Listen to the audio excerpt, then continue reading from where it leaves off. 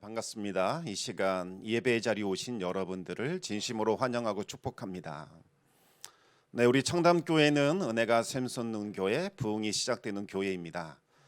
우리 하나님의 위로와 평강이 여러분과 또 여러분의 가정에 함께 하시기 바랍니다. 네, 오늘 우리가 읽었던 고린도전서 3장 16절 말씀은 너무나 유명하고 또 매우 중요한 말씀입니다. 우리 같이 한번 고린도전서 3장 16절 말씀 같이 읽어보겠습니다. 너희는 너희가 하나님의 성전인 것과 하나님의 성령이 너희 안에 계시는 것을 알지 못하느냐. 아멘. 여러분, 여기서 바울이 말하는 이 하나님의 성전, 이거 무엇을 가리키는 것일까요? 당시 유대인들은 하나님의 성전이라는 말을 들으면 가장 떠오르는 이미지가 어떤 건축물이었습니다. 바로 예루살렘 성전이라고 하는 그 건물, 그것이 그들이 생각하고 있는 하나님의 성전의 모습이었습니다. 유대인들에게 예루살렘 성전은 하나님께서 계시는 곳, 하나님께서 임재하는 곳이었습니다. 예루살렘 성전은 단순히 건축물이 아니라 하나님이 그곳에 살고 계시는 하나님의 거룩한 집이었습니다. 따라서 예루살렘 성전이 아닌 다른 어떤 건물을 가리켜서 이곳을 하나님의 성전이다 그렇게 일컬으면 그것은 하나님을 모독하는 신성 모독죄에 해당되는 그와 같은 일이 되었습니다. 그래서 그 사람은 하나님을 모독했다고 해서 신성 모독죄로 죽임을 당해야 했습니다. 그런데 예루살렘 이 성전이라는 건축물 자체를 하나님의 집이요 또 하나님의 성전이라고 못 박아버린 유대인들의 관념은 하나님의 말씀을 비틀고 왜곡시킨 결과였습니다. 예루살렘 성전을 맨 처음 지은 사람, 어떻게 지었는지 한번 생각해 보시기 바랍니다. 여러분, 예루살렘 성전을 처음 지은 사람이 누구였을까요? 다윗이었을까요? 아니면 그의 아들 솔로몬이었을까요? 네, 다들 아시다시피 솔로몬이 예루살렘 성전을 건축했습니다. 하지만 이 성전을 짓고자 마음먹은 사람은 솔로몬의 아버지였던 이 다윗 왕이었습니다. 다윗은 하나님의 은혜로 이스라엘의 왕이 되었고 이제 광야가 아닌 아주 호화로운 곳에서 살 수 있게 되었습니다. 그런데 화려하고 좋은 집에서 살고 있는 다윗은 그것이 마음이 너무나 불편했습니다. 왜냐하면 자신은 백향목으로 지은 아름다운 왕궁에 살고 있지만 하나님의 언약궤는 초라한 천막 가운데 지내고 있었기 때문입니다. 그래서 다윗은 하나님의 그 언약궤를 생각할 때마다 마음이 불편하고 너무나 죄송스러웠습니다. 그래서 선지자 나단을 불러서 하나님을 위한 집을 지어드리고 싶은데 어떻게 생각하느냐 이렇게 묻게 됩니다. 선지자 나단도 참 좋은 일입니다. 하나님도 기뻐하실 것입니다. 그렇게 생각을 했습니다. 하지만 하나님은 다윗의 요청을 완곡하게 거절하셨습니다. 여러분, 산과 하늘이라 할지라도 어찌 하나님을 감당할 수 있겠습니까? 하물며 사람의 손으로 지은 그 건축물이 어찌 하나님을 감당할 수 있겠습니까? 하나님은 지금까지 단 한 번도 하나님을 위한 집을 지어달라고 요청한 적이 없으셨습니다. 하지만 이 성전을 지어드리고 싶은 다윗의 마음을 기쁘게 받아주셔서 다윗의 아들 솔로몬이 하나님의 성전을 짓는 것을 허락해 주셨습니다. 그런데 솔로몬이 하나님의 성전을 지어 봉헌할 때에 하나님께서 솔로몬에게 나타나셔서 성전을 받아주시되 그와 함께 아주 엄중한 경고도 함께 주셨습니다. 우리 함께 역대하 7장 19절에서 20절까지 말씀을 같이 한번 읽겠습니다. 그러나 너희가 만일 돌아서서 내가 너희 앞에 둔 내 율례와 명령을 버리고 가서 다른 신들을 섬겨 그들을 경배하면 내가 너희에게 준 땅에서 그 뿌리를 뽑아내고 내 이름을 위하여 거룩하게 한 이 성전을 내 앞에서 버려 모든 민족 중에 속담거리와 이야기거리가 되게 하리니. 예루살렘 성전이 타락하면 하나님은 가차없이 이 예루살렘 성전을 떠나실 것이고 그 성전을 파괴할 것이다. 그렇게 엄숙하게 경고하셨습니다. 다시 말하면 예루살렘 성전 이 건축물 자체에 어떤 신성함이나 특별함이 있어서 하나님이 그 건축물을 하나님의 성전으로 삼아 주신 것이 아니라 하나님께서 그곳에 하나님의 이름을 두셨기 때문에 그 건축물이 하나님의 성전이 될 수 있다는 말씀입니다. 그런데 유대인들은 예루살렘 성전 그 건축물 자체를 하나님이 거하시는 성전, 하나님의 집으로 여기면서 예루살렘 성전을 하나님 섬기듯이 섬겼고 하나님 모시듯이 모셨던 겁니다. 그러다 보니 나중에 예루살렘 성전이 우상 숭배의 온상지로 전락을 하고 장사꾼들의 놀이터로 타락하여 도둑의 소굴이 되었음에도 불구하고 그들은 아무런 문제의식을 느끼지 못했습니다. 예루살렘 성전 건축물 그 자체가 하나님이 되어서 이스라엘을 대적들로부터 구원해 주실 것이라고 믿었던 거지요. 그들은 하나님을 섬긴 것이 아니라 건축물 그 자체를 섬겼던 겁니다. 그래서 선지자들이 하나님이 예루살렘 성전을 떠날 것이다, 예루살렘 성전이 파괴될 것이다, 빨리 하나님께로 돌아오라, 이와 같이 예언을 하면 하나님을 모독했다는 이유로 죽도록 매를 맞아야 됐습니다. 선지자 예레미야는 회개하지 않으면 성전이 파괴될 것이라는 예언을 했습니다. 그 결과 죽도록 매를 맞아야만 했습니다. 또 어떤 사람은 하얀 뼈가 드러나도록 그렇게 맞아 거의 죽게 되는 지경에 이르기도 했습니다.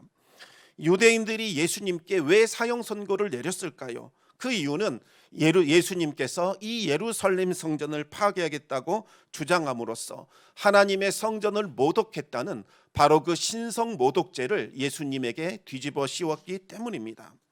예수님은 이 예루살렘 성전이 극도로 타락했기 때문에 하나님께서 이 성전을 심판하셔서 파괴시킬 것이다, 그렇게 예언을 하셨습니다.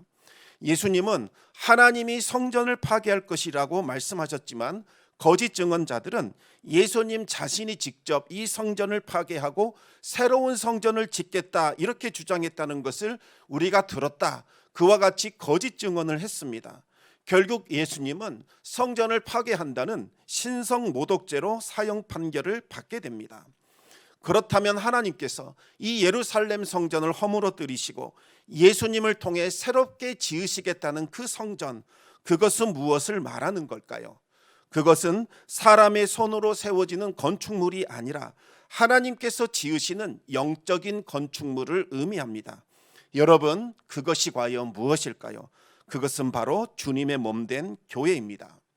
하나님은 십자가 복음으로 터를 닦으셨고 그 위에 예수님을 모퉁이 돌로 삼으시고 구원받은 백성들을 벽돌로 삼아 하나님의 성전을 지어가고 있는 겁니다.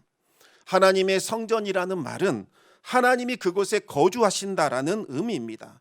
우리는 복음을 듣고 예수님을 영접했을 때에 성령을 받고 또 구원을 받았습니다. 성령은 구원받은 성도들 안에 계십니다. 따라서 구원받은 성도 각 개인이 하나님의 성전이 되는 거죠. 그리고 하나님의 영이신 성령은 성도들이 모여있는 연합체, 바로 이 주님의 몸된 교회에 거하십니다. 따라서 성령이 거하시는 주님의 몸된 교회가 바로 하나님의 성전이 되는 겁니다.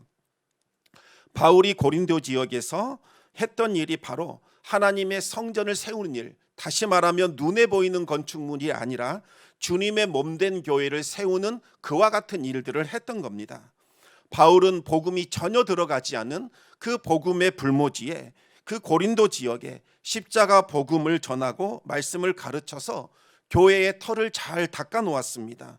1년 6개월 동안 오직 복음만 전하며 말씀의 씨앗을 뿌려 교회의 터를 닦아 놓는 데만 전념을 했습니다.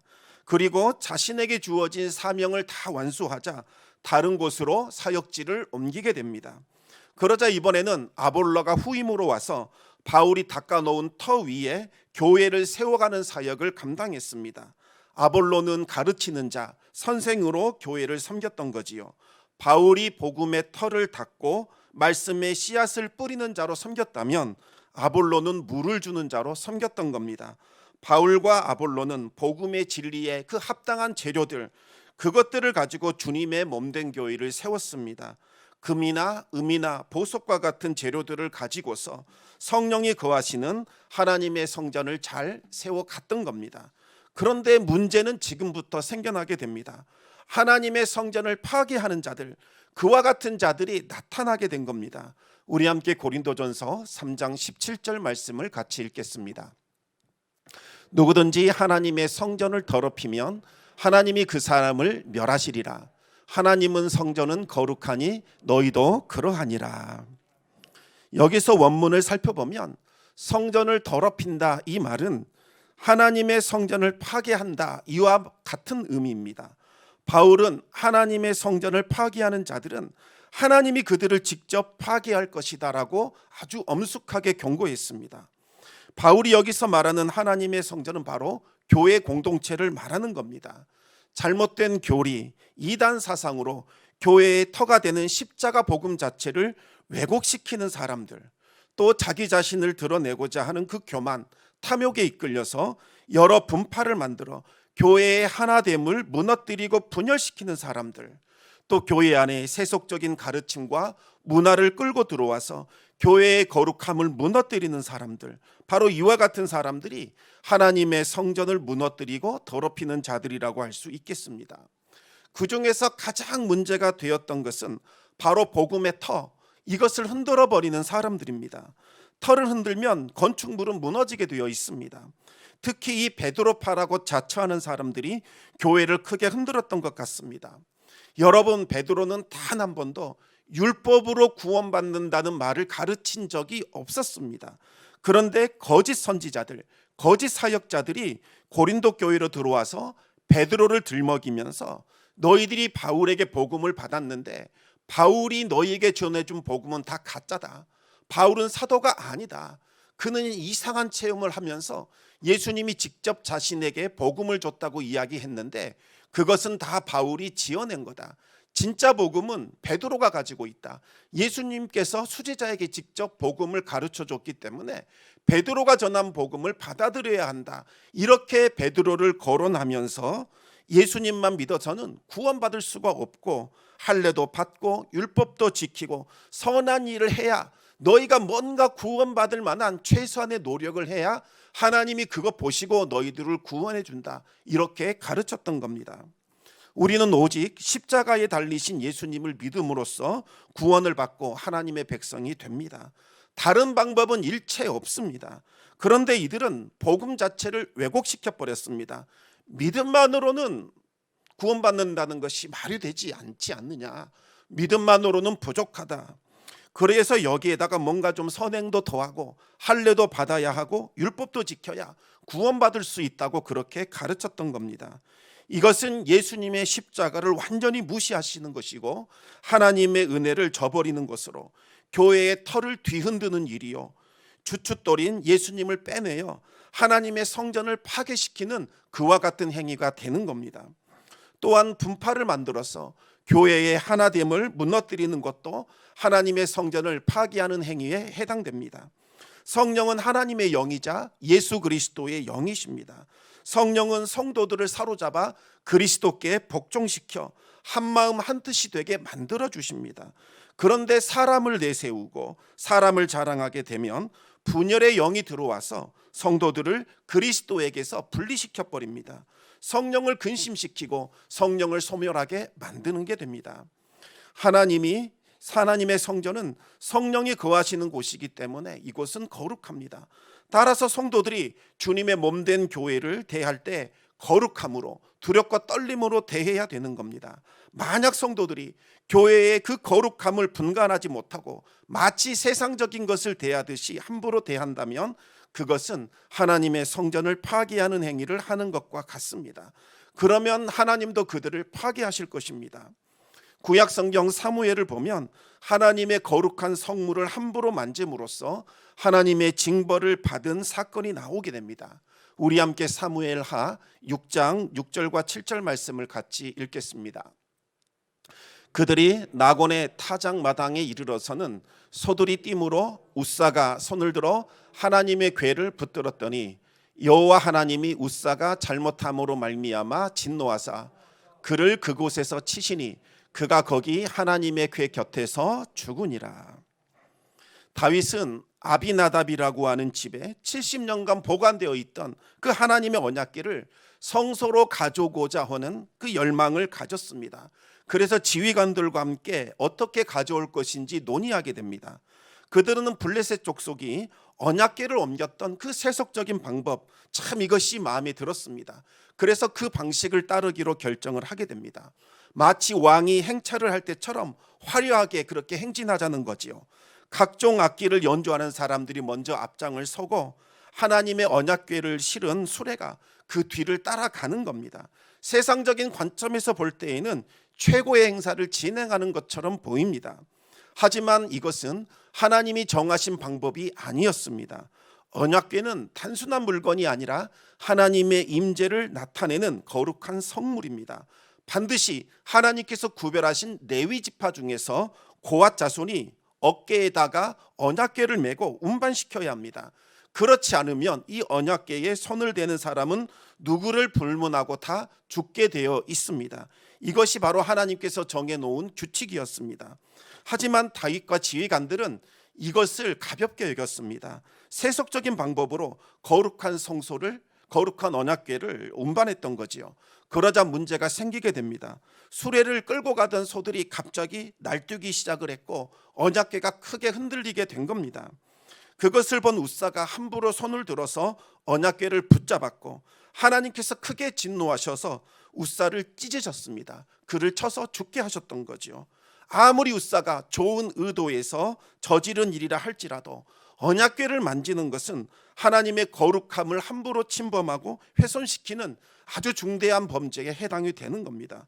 우사는 이 거룩함을 분간하지 못하고 언약궤를 함부로 만짐으로써 하나님의 거룩함을 더럽히게 되었고 그 결과 멸망하게 되었습니다. 바울은 지금 이 하나님의 성전, 이 거룩한 교회를 마치 세상적인 것처럼 생각하면서 함부로 대하는 사람들을 향하여 무시무시한 경고를 하고 있는 겁니다.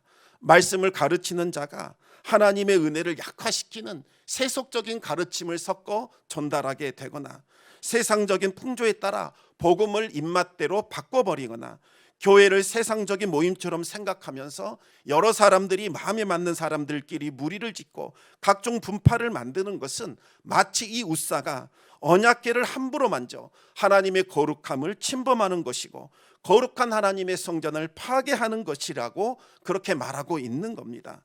하나님께서 반드시 되갚아 주셔서 그를 파괴할 것이라고 엄격하게 경고하고 있습니다. 교회를 섬기는 자들이 나무나 풀과 집과 같은 미천한 재료를 사용하여 건물을 짓는 것은 비록 훌륭한 사역을 하지는 못했다 할지라도 최소한 복음을 넘어서는 잘못된 사역을 한 것은 아니라고 볼 수 있습니다. 따라서 그들의 수고가 불심판에 의하여 허사가 된다 할지라도 그들은 구원받을 수는 있습니다. 하지만 복음 자체를 부인해버리거나 하나님의 은혜를 저버리거나 약화시키는 잘못된 가르침을 전하거나 교회를 세속의 모임으로 변질시켜버리거나 분파를 짓는 것은 하나님의 성전을 파괴하는 행위에 해당되게 됩니다. 이런 경우에는 하나님에 의해서 그 사람이 파괴될 수 있다는 겁니다. 왜 이와 같은 일들이 일어나게 되는 걸까요? 무엇 때문에 하나님의 거룩함을 침범하고 하나님의 성전을 파괴하는 이와 같은 일들을 자행하게 되는 걸까요? 우리 함께 고린도전서 3장 21절 말씀을 같이 읽겠습니다. 그런즉 누구든지 사람을 자랑하지 말라. 만물이 다 너희 것임이라. 한마디로 자기 자랑 때문입니다. 우리가 나 자신을 드러내며 막 자랑하고자 할 때 가장 먼저 우리는 우리가 행했던 그 의로운 행위들을 자랑하기 시작합니다. 지나온 공로들을 하나하나 들춰내며 우리 자신을 높이게 됩니다. 그리고 나 자신을 대변해 줄 수 있는 그 누군가를 자랑하게 되는 거지요. 다른 사람을 자랑하는 것처럼 보이지만 가만히 들여다보면 자기 자신, 그 사람을 자랑하고 있는 것에 불과합니다. 자기 자신을 높이고 자랑하기 시작하면 하나님의 은혜는 급속도로 메말라 버리고 사라지게 됩니다. 십자가 공로는 사라지고 내가 이룩해 놓았던 그 업적과 공로를 높이며 그것을 자랑하게 되는 겁니다.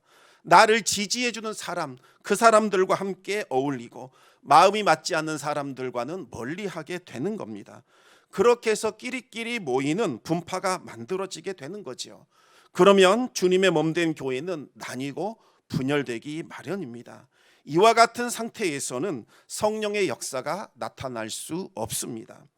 구원받은 성도들이 자랑해야 할 유일한 분이 있다면 그분은 바로 예수 그리스도이십니다. 그분은 바로 우리를 구원하신 바로 우리의 메시아 주님이십니다. 우리의 죄를 짊어지시고 십자가에 달려 죽으신 예수님밖에는 우리가 자랑할 것이 없습니다. 예수님만이 우리의 구원자가 되시고 우리의 보호자가 되어 주십니다. 예수님을 높이며 자랑하는 사람들은 절대로 자기 자신을 높이거나 자랑하지 않습니다. 십자가 은혜를 경험해 본 사람은 내 자신이 얼마나 보잘것없는 죄인인지, 얼마나 부족한 사람인지를 누구보다 잘 알게 됩니다. 예수님을 알면 알아갈수록 겸손해지게 되고 십자가를 묵상하면 묵상할수록 낮아질 수밖에 없습니다. 물은 낮은 곳으로 흘러내리듯이 하나님의 은혜도 겸손한 사람, 낮아진 심령 가운데 임하게 됩니다. 우리가 섬기는 예수님, 그분은 어떤 분이셨습니까? 우리 함께 빌립보서 2장 5절에서 8절까지 말씀을 같이 읽겠습니다. 너희 안에 이 마음을 품으라. 곧 그리스도 예수의 마음이니 그는 근본 하나님의 본체시나 하나님과 동등됨을 취할 것으로 여기지 아니하시고 오히려 자기를 비워 종의 형체를 가지사 사람들과 같이 되셨고 사람의 모양으로 나타나사 자기를 낮추시고 죽기까지 복종하셨으니 곧 십자가에 죽으심이라. 아멘. 예수님은 한마디로 겸손한 분이십니다.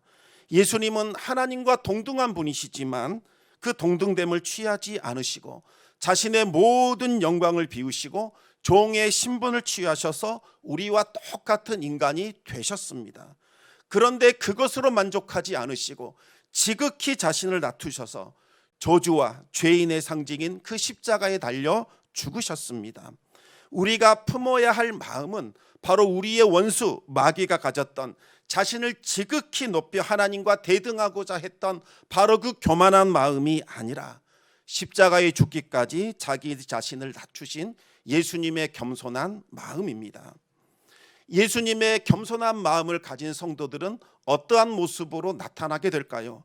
계속해서 빌립보서 2장 3절과 4절 말씀을 같이 읽겠습니다. 아무 일에든지 다툼이나 허용으로 하지 말고 오직 겸손한 마음으로 각각 자기보다 남을 낮게 여기고 각각 자기 일을 돌아볼 뿐더러 또한 각각 다른 사람들의 일을 돌보아 나의 기쁨을 충만하게 하라. 아멘. 다툼이나 허영심을 가지지 않습니다. 자기 자신보다 내가 함께하고 있는 상대방, 그 사람을 나보다 더 나은 존재, 그렇게 여기며 높이고 존중해 줍니다. 나 자신의 일에만 신경 쓰는 것이 아니라 상대방의 그 사정과 처지를 돌아보면서 사랑과 선행을 베풀어 주게 되어 있습니다. 그런데 이 고린도 교회의 성도들은 정반대로 행동했습니다. 각각 바울파, 아볼로파, 베드로파, 그리스도파로 나뉘어서 자기 자신을 높이며 자랑했고 상대방을 깔보며 무시하며 업신여기며 조롱하며 비하했습니다. 오로지 나 자신의 일에만 관심을 가졌을 뿐 상대방의 처지와 사정에는 무관심했습니다. 그들은 예수님의 마음, 성령의 마음을 품은 것이 아니라 분열의 영에게 이끌렸던 겁니다. 그러다 보니 그들은 어리석고 미련한 행동을 하게 되지요. 자랑해야 할 것을 자랑하지 않고 자랑하지 말아야 할 것을 자랑하는 그와 같은 일을 한 겁니다. 고린도전서 3장 22절과 23절 말씀을 같이 읽겠습니다. 바울이나 아볼로나 계바나 세계나 생명이나 사망이나 지금 것이나 장래 것이나 다 너희의 것이요 너희는 그리스도의 것이요 그리스도는 하나님의 것이니라. 아멘. 고린도 성도들이 자랑해야 할 것은 바로 예수님의 십자가였습니다. 그들이 섬겨야 할 분은 바로 그들을 구원하신 하나님이셨습니다. 바울과 아볼로와 베드로는 이 일을 돕고자 세워진 사역자에 불과합니다. 그런데 그들은 예수님의 십자가를 자랑하지 않았고 그들을 구원해 주신 하나님을 섬기지 않았습니다. 오히려 그들을 섬기라고 세우신 바울이나 아볼로나 베드로를 마치 자신들의 상전처럼 모시면서 그들을 떠받들고 자랑했습니다. 이것은 앞뒤가 완전히 바뀌어버린 미련하고 어리석은 일입니다. 그 결과 하나님의 성전인 고린도 교회는 분열되었고 파괴되었습니다. 하나님의 은혜는 메말라 버렸고 성령의 역사, 생명의 역사가 완전히 사라지게 되었습니다. 여러분, 이제는 우리의 모습을 돌아볼 차례입니다. 사랑하는 성도 여러분, 예수님의 마음을 품고 살아가고 있습니까? 다른 성도들을 나보다 더 나은 존재로 높이며 존중하고 계십니까? 나의 관심사, 나의 일에만 신경 쓰는 것이 아니라 상대방의 아픈 상황, 처지를 돌아보며 그들을 헤아리면서 그들에게 사랑과 선행을 베푸는 삶을 살아가고 있습니까? 혹시 나 자신을 높이며 자랑하는 데에만 급급하지 않으십니까? 상대방을 얕잡아 보거나 무시하거나 조롱하지는 않으십니까? 오로지 나의 일에만 관심을 두면서 상대방의 사정과 처지에는 무관심한 그와 같은 모습으로 살아가고 있지는 않으십니까? 교회는 성령이 거하시는 하나님의 거룩한 성전입니다. 구원받은 성도들도 성령이 거하시는 하나님의 거룩한 성전입니다.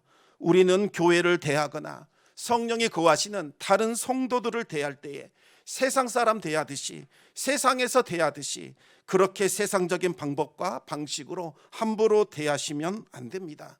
자칫 잘못하면 하나님의 은혜를 약화시키거나 우리는 복음을 변질 수 있게 하거나 그 안에 계신 성령을 근심시키는 일을 할 수 있기 때문입니다. 교회의 거룩한 활동을 세상의 모임으로 또 전락시키게 되고 하나님의 거룩함을 변질시키는, 침범시키는, 파괴하는 그와 같은 죄를 저지르게 되는 거지요. 우리는 무슨 일을 하든지 마음을 다하여 죽게 하듯 하고 사람에게 하듯 하지 말아야 합니다. 그래야 우리는 주님을 섬기는 자가 되고 주님께로부터 상급을 받을 수 있습니다. 겸손한 마음으로 그 주님의 마음, 그 겸손한 주님의 마음을 품으시고 주님의 몸된 교회와 우리 성도들을 겸손하게 섬김으로써 하나님의 성전을 세워가시는, 주님의 몸된 교회를 세우는 귀하고 복된 성도의 삶을 살아갈 수 있기를 우리 주님의 이름으로 축원합니다. 기도하겠습니다. 아버지 하나님, 감사합니다. 아버지 하나님, 멸망을 향하여 걸어가던 저희들을 구원하여 주시사 하나님의 거룩한 백성 삼아 주시고 성령이 거하시는 아버지 하나님 주님의 성전으로 삼아 주셨습니다. 그리고 연합하여 이제 주님의 몸된 교회를 이루는 아버지 하나님의 성전이 되게 하여 주시고 주님의 성전을 세워가는 자로 삼아 주셨습니다. 우리가 성령을 의지하게 하여 주시고 주님께서 친히 거하시는, 주의 성령이 거하시는 주님의 몸된 교회와 우리 성도들을 뜨겁게 사랑하며 아끼며 아버지 하나님을 대하듯이 그렇게 대하는 성도들이 될 수 있도록 인도하여 주시옵소서. 날마다 우리 가운데 성령의 역사와 임재가 나타나게 되기를 간절히 기도하오며 이 모든 말씀 우리 주 예수 그리스도 이름으로 기도드리옵나이다. 아멘.